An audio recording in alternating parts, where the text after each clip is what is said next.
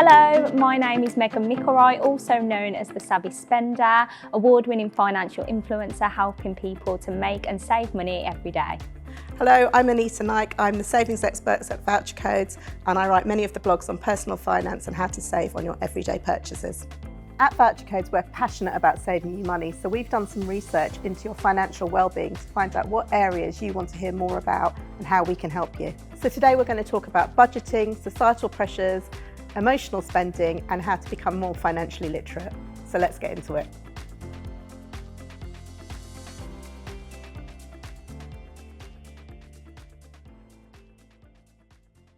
For me, when I'm happy, I always like to treat myself to something like chocolate. And although this isn't necessarily a bad thing, it's about knowing where I'm spending that money and knowing where these triggers come from. Do you have any emotional spending triggers? Oh, I do have emotional spending triggers.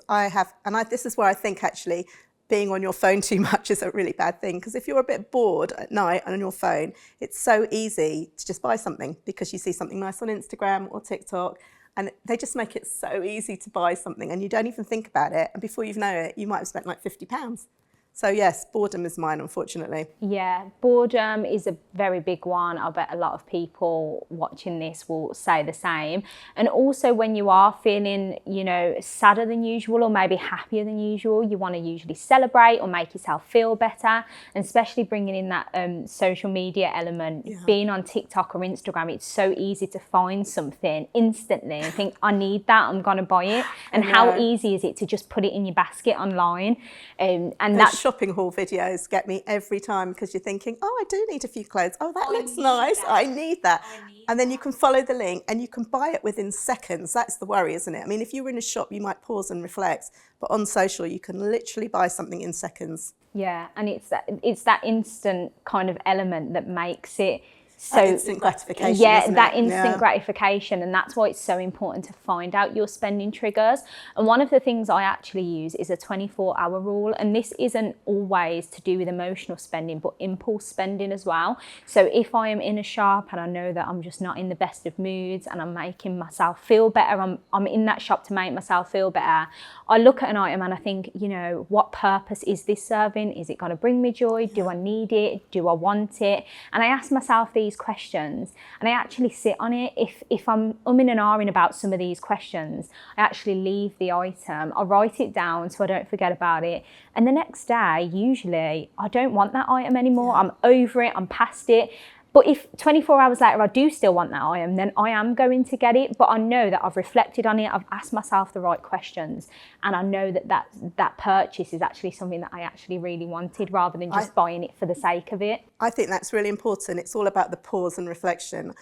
One thing that I do is with my favourite brands on their websites, on social, everything, I don't save my card details, because I know my card's somewhere else in the house. So if I have to actually input details and get up, that actually causes me to pause and stop.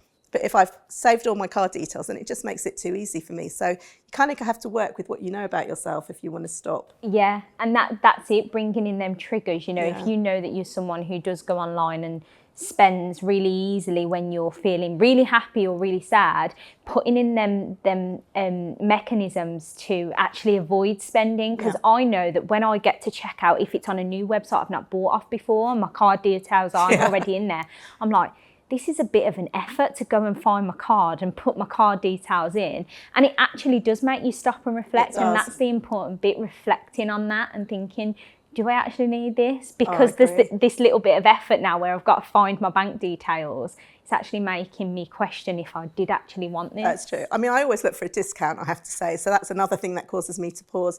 And it usually takes a bit of time to find the right one that I want. So it's that's a good one. It makes me stop and think. I mean, I do nearly always buy it if it's a good discount, I have to say. But it does make me pause and reflect. It really does. I think it's also really important to think about your treat mentality, because we've all got a treat mentality. And, for some people, it might be a chocolate bar. For another person, it might be a holiday.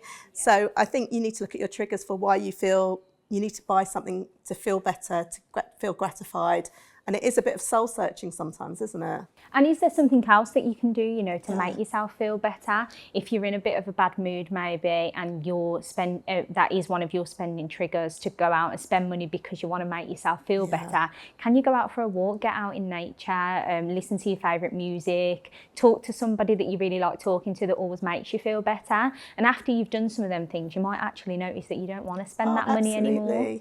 I think it's also really important, you know, when we're going back to social, to think about, are you trying to buy a lifestyle as well? Are you trying to, you know, is your impulse spending all about trying to appear different to someone else? I mean, going back to the soul searching thing, it is painful sometimes to have to look at why you're spending money, but actually ultimately it also puts you in control and you feel better about it in the end. Yeah. And it's all about that balance, isn't it? You know, as you mentioned, we all have that aspect of treat yourself, especially with social media though. Constantly you are saying, oh, treat yourself, get this, you need this in your life, when actually that can make you overspend, especially when emotions come into it. So it's finding that balance. And yeah, of course you can treat yourself, and of course you can make yourself feel better if you're not feeling great, but it doesn't always mean you have to spend money. And it's about finding that balance, you know. Maybe set yourself a pot of money that's a treat yourself pot, or a make myself feel better pot, and that money is there to spend when you are feeling a little bit low or you want to make yourself feel better. And once that money is gone, it's gone, and you know that you've spent that money on things that you wanted to buy, rather than just overspending. I like that idea, an impulse spending pot. That's a really good one. I mean, a lot of these automated money apps that we were talking about earlier, they do allow you to have different pots for savings, and that's a really great idea to have like one for impulse spending, and as you say, when it's gone, it's gone. Yeah, I absolutely love having money pots. I think I have around 30 different They're pots. great ideas. But it's brilliant because whatever works for you, as I said, you know, it's all about those triggers. And if you are someone that maybe spends a bit too much when you are feeling happy, have that treat yourself part. If you're someone that spends too much when you're feeling sad, have a make myself feel better part, or holiday pot, or whatever it is, then you've got that. Or for me, for example, with my chocolate bars, have a chocolate bar pot, you know, anything there that has that money in, so you're not overspending, and you can actually reflect on it. Because if you was going to spend and there's no money in that pot, you can start to think about, okay, what can I do instead? I probably spent a bit too much money this month on that. Am I toying into them spending triggers? Maybe not. And then you can start to think about it a little bit more. I also think it's really important to think about who you spend money with, because I have friends that are really, they're, you know, when you talk about impulse spending, they'll encourage you.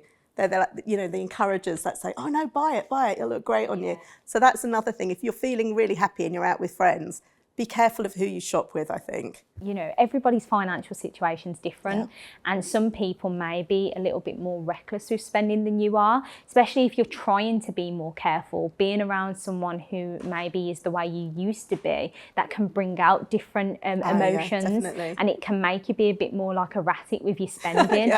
So definitely watch who you're spending money around. And again, it's that reflection, and that's why I love that 24, sitting on it for 24 hours, because it's not saying that you can't have it, and it's not saying, you know, you can't spend money straight away. But if it's something that you're not too sure on, just sit on it. And something that also works for me is having a wants list and writing things on this list. And when I've got that spare money, or when I feel like treating myself, I look at that wants list and think, do I still want that? Yeah, I do. Let's go and buy it. Or actually, there's 10 things on this list that I don't even care. What even does that mean? Because I don't even want that anymore. I don't know what that item is. It's probably something you've seen on TikTok when you were scrolling through.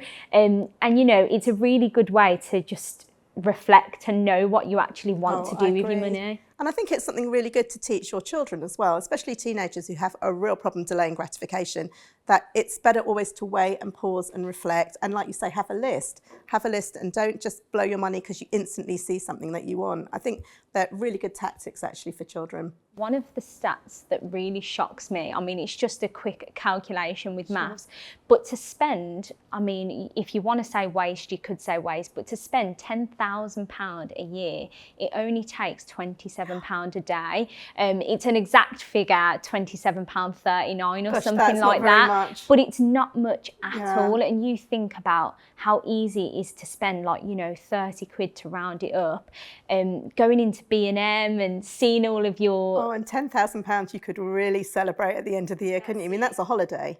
And it just shows that all the little amounts really do add up. Yeah. And that's why it's so important to look at the mechanisms of when you are emotional spending, whether that's negatively or positively.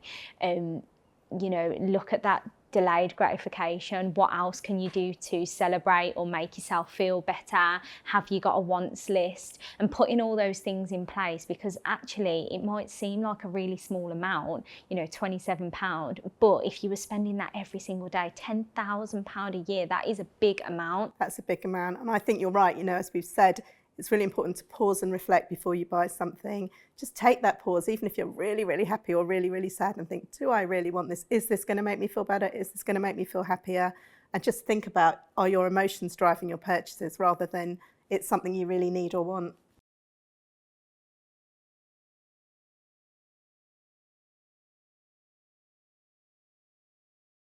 My key takeaway is, if you know that your emotions are strongly linked with your spending habits, is to change your habits. Like I said, I spend when I'm bored, so I should just put my phone away at night and carry on watching TV, and then I won't spend any money.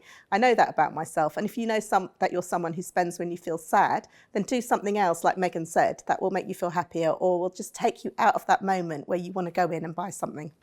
If you're someone who knows your emotions have an impact on your spending, it's good to look at what else can replace that. So if you are looking to make yourself feel better and you're someone who enjoys taking a walk, maybe do that instead of spending. Put on your earphones or your headphones and listen to your favourite music, call up your favourite person and have a chat with them, and that could really help you disassociate that spending with your emotions and doing something else instead of spending that money and creating a better habit. Thank you for joining us. We hope you found that beneficial. For more from Megan, head over to her channel at The Savvy Spender Official, and don't forget to hit follow and head to us on social and let us know what you thought.